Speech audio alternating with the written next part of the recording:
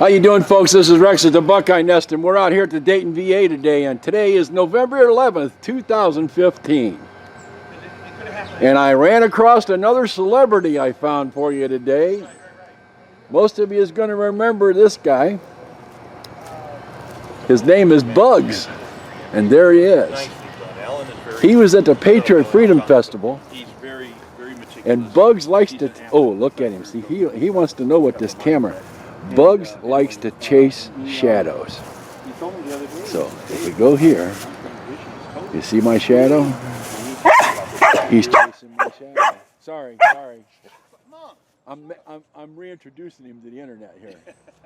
So Bugs likes to chase shadows. He was a big star at the Patriot Freedom Festival last May. Bugs, look up here and say hi to your audience. I don't know. Well, if he drove it from... Okay, he's more interested in chasing the shadows. You're looking at an M923. It's a 5-ton truck. I used to drive one of these back in my day. Of course, I was also a tank driver and a deuce-and-a-half driver, and I was also a 88 driver and a track driver.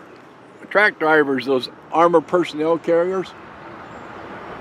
This group of guys here, they bring military vehicles out, they buy them and restore them, and they do all kinds of neat things with them. Let's see if we can't get a better picture of this for you. One of a family of trucks called a 5-ton in reference to their payload rating.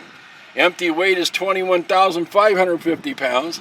Payload rating is 10,000 pounds. That means they can carry that much weight. Towing rate is 15,000 pounds.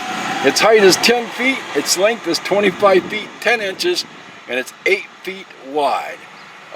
Top speed approximately 75 miles per hour.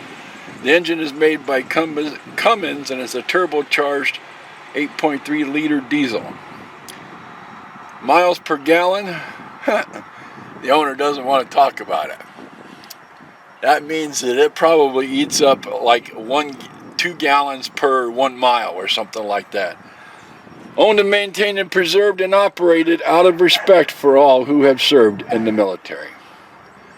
Well, whoever this individual may be, thank you for doing what you do. Because you can see he's done a new paint job on this. There's a camo cover. Something else too, these guys do all this stuff out of their own pocket. They pay for the restoration of these vehicles. And I can't get up in the back of it for you to see the inside of the cargo trailer, but we'd put troops in there, and mostly though it hauled supplies and materials around for it.